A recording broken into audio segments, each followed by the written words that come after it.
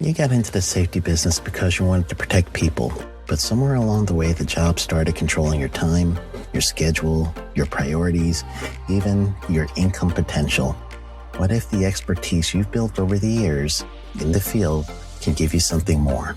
More freedom, more control, more ownership of your future. I'm Sheldon Primus, the author of 7 Steps to Starting a Profitable Safety Consulting Business and the host of the Safety Consultant Podcast, with more than 350 episodes helping safety professionals become consultants and grow their career. Consulting changed my life. In fact, I'm a full-time RVer, and one consulting contract paid for my home I live in today. Now, I help safety professionals build their own consulting practice through bi-weekly coaching calls, accountability, and personal guidance. But this program isn't for everyone.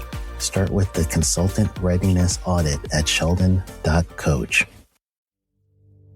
What if everything we thought we knew about safety was just interference? From the host of the Rated R Safety Show and the founder of Safety FM comes the complete Signal Transmission Trilogy, now available in one powerful edition. Safety, in my opinion, the book that started the conversation.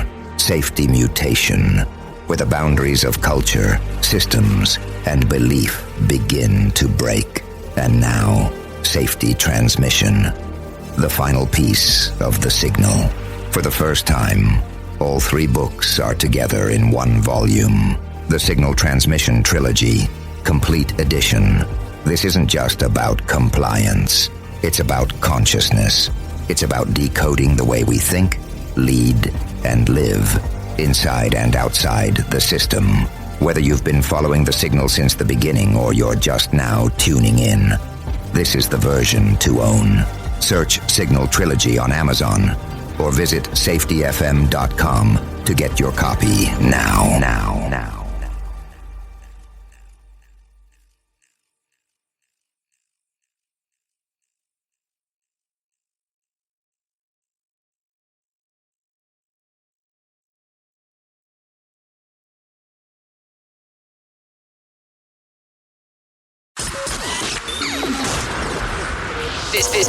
This show is brought to you by Safety FM.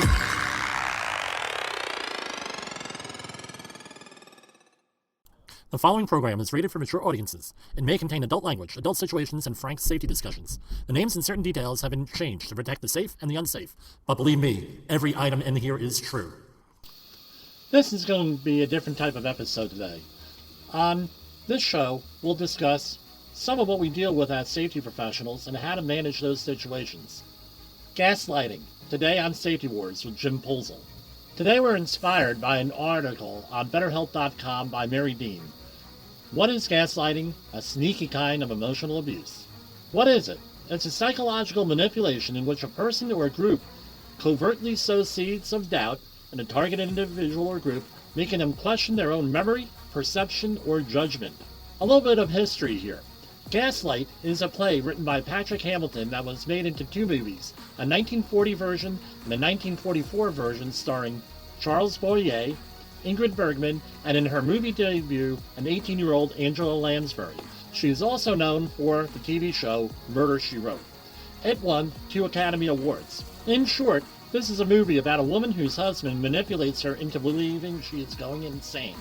Over the last 60 years, the movie title has become a real psychological term and has made it into popular culture. Mary Deal lists 6 signs of gaslighting. Number 1, denial to confuse you. In other words, the gaslighter, the perpetrator, is failing to admit the truth. Number 2, they lie about you and to you. Number 3, their actions do not line up with their words. 4, fake praise or appreciation is directed at you. 5, projection, accusing someone else of your own shortcomings. And number 6, my favorite, good old-fashioned manipulation. One of my favorite stories is when I attended a class about 2 years ago. I was required to take this class on permit required confined spaces, among other things, for a project that was up and coming. Note that I have been teaching this particular section on permit required confined spaces for about 28 years. And to give you a little bit more background, one of my biggest clients paints pipelines and above-ground storage tanks as a large part of their business, so this is an activity I'm familiar with. The instructor says, you need to follow the general industry standard for painting, and starts to go on and on and on. I waited for the break, and I tell him in private that painting is construction work and you need to follow the construction regulations. For management, it is markedly different than the general industry standards. For the worker, not so much, except for a couple of items. But we had a classroom of managers here, and they really needed to know what the difference was in the requirements. We make our way over to the OSHA definition of construction work, and right out of the regulation, I read, construction work means work for construction, alteration, and or repair, including, get this, painting and decorating. He says to me, that's not what that means. You don't know what you're talking about, etc., etc., etc. I showed him the letters of interpretation, and he had never heard of letters of interpretation. He said, all of that is baloney. I know what I'm talking about. I'm the instructor. You are the student. What started out as a private conversation ended up with him getting real aggressive in front of the entire class with me, which by this time had been filtering back into the classroom after the break. Essentially, he was gaslighting me. This wasn't a simple disagreement between professionals, which happens all the time, no matter what your profession is. This was actual gaslighting because he'd been doing it the entire week of the class to me and multiple people. So, now I had a decision. Either be silent and let him mislead the class further down a road that we didn't want to go down. In the past, I would have backed down. When faced with gaslighting, especially publicly, my default has become to call the person out on it. First privately, and then follow it up with management, if that doesn't get the results. So I got his boss on speakerphone. I explained the situation, and his boss thanked me and agreed with me and fixed the situation. This is not the first time anything like this has happened to us in the safety industry. It usually comes from managers who are not safety professionals. And we all have stories on this. The question is this: what do we do about it? I try to deal with the person directly and resolve our differences.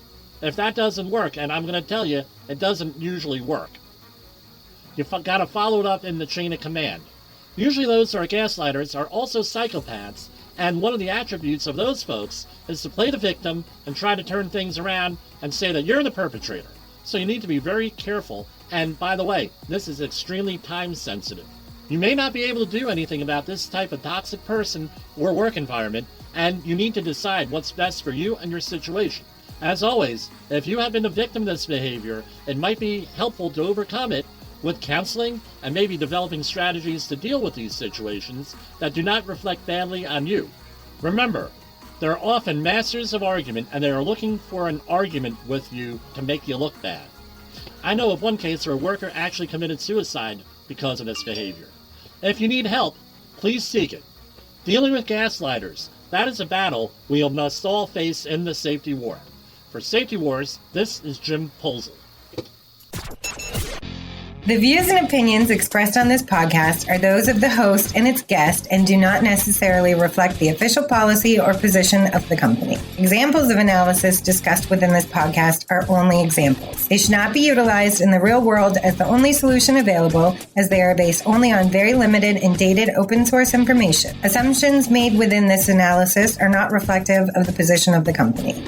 No part of this podcast may be reproduced, stored in a retrieval system, or transmitted in any form or by any means, mechanical, electronic, recording, or otherwise, without prior written permission of the creator of the podcast, Jay Allen.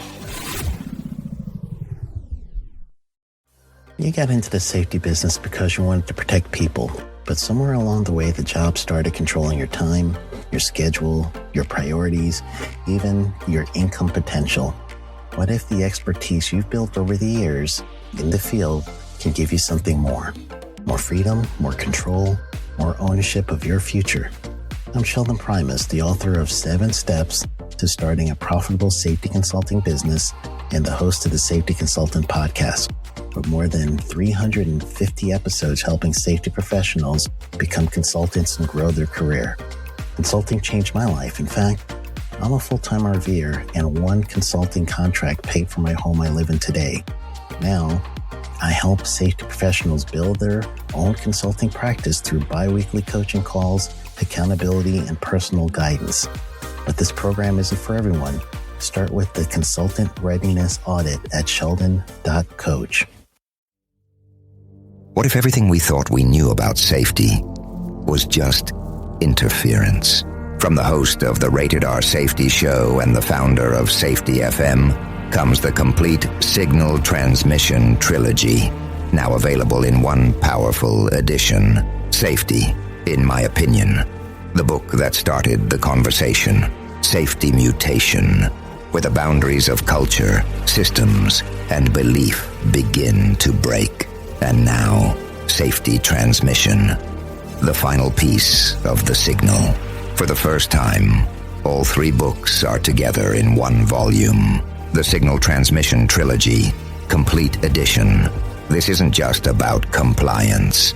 It's about consciousness. It's about decoding the way we think, lead, and live, inside and outside the system. Whether you've been following the signal since the beginning or you're just now tuning in, this is the version to own. Search Signal Trilogy on Amazon or visit safetyfm.com to get your copy now.